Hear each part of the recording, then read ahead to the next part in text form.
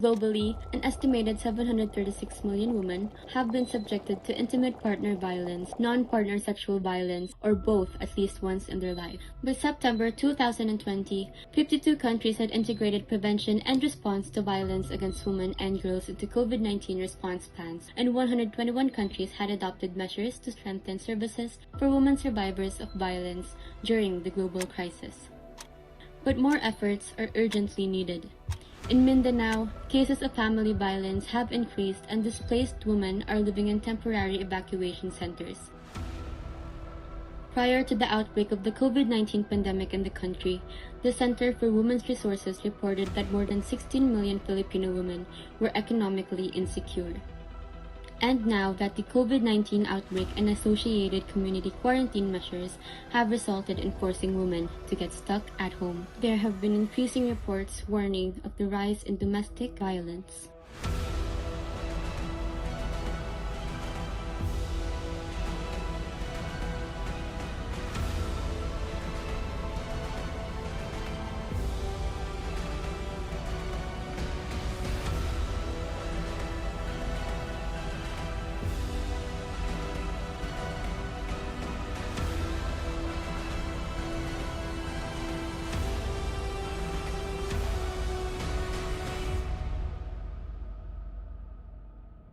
Yun ang pinaka-challenging na part ng 2 years kong in-endure ang pang-aabuso. Mas lalong tumaas ang kaso. Mas malaking ngayong pinsala ang pandemya. idudulot nito pag hindi inaksyonan.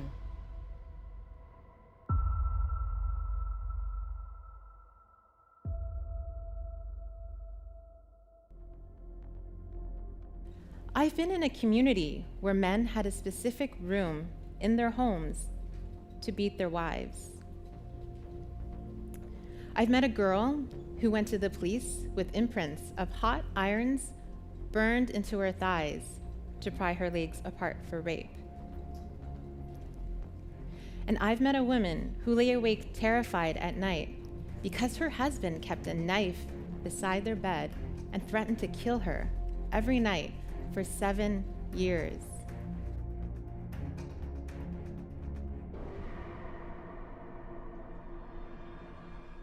So my first message for you is that domestic violence happens to everyone. All races, all religions, all income and education levels. It's everywhere. And my second message is that everyone thinks domestic violence happens to women, that it's a women's issue. Not exactly. Over 85% of abusers are men. And domestic abuse happens only in intimate, interdependent, long-term relationships. In other words, in families. The last place we would want or expect to find violence. What do we do? How do we speak up? How do we challenge our friends? How do we support our friends? But how do we not remain silent in the face of abuse?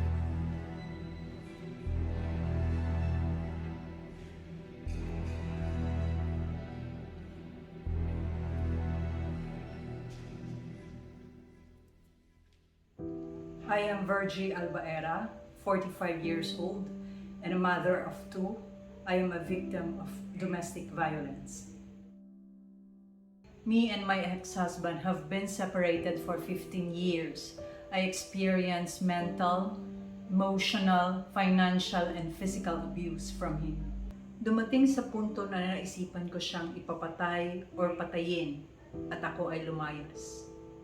Ngunit ang parating nasa isip ko ang kapakanan ng aking anak. Overcoming fear and depression is the most challenging part of my life. Simula noong naghiwalay kami ng aking ex-husband, hindi na ako nakakaranas ng pang-aabuso, lalo na ngayon na may pandemya. Alam ko ang pakiramdam kung gaano kasakit at gaano kahirap makaranas ng domestic violence. Raising my child on my own is very challenging but very fulfilling. Para sa akin, malaki ang maitutulong na makontrol ang domestic violence kapag mas binigatan ang parusa ng mga salarin. At dapat mas i-empower ang mga kababaihan para mas irespeto sila ng kanilang mga partners. Ngunit ang ginawa ko ay taimtim na nagdasal at humingi ng tulong sa ating may kapal. Dahil ang tangi kong iniisip ang kapakanan ng aking anak. Ngayon, isa na akong single mom of 2, masaya, isang negosyante, isang ina, at isa ring anak. Walang maaabuso kung walang magpapaabuso.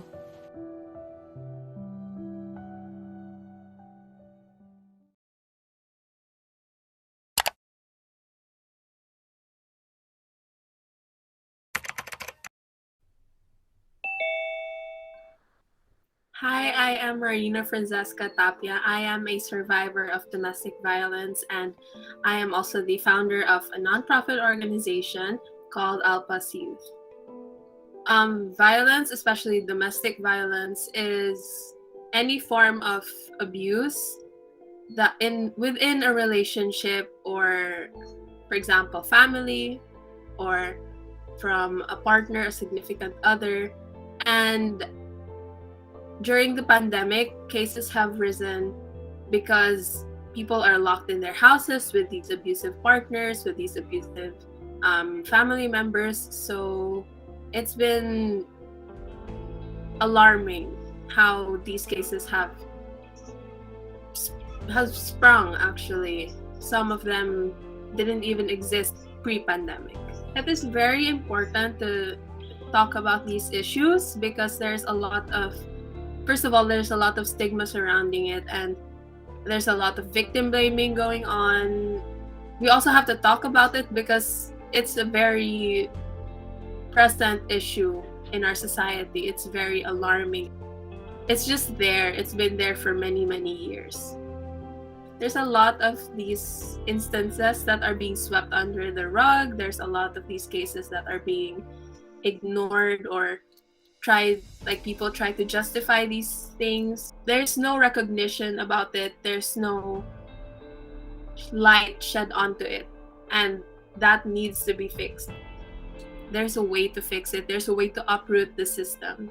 The first step probably we could take is to just educate people, especially younger people, and we also can raise awareness by helping victims that we personally know and offering our help, offering extensive help.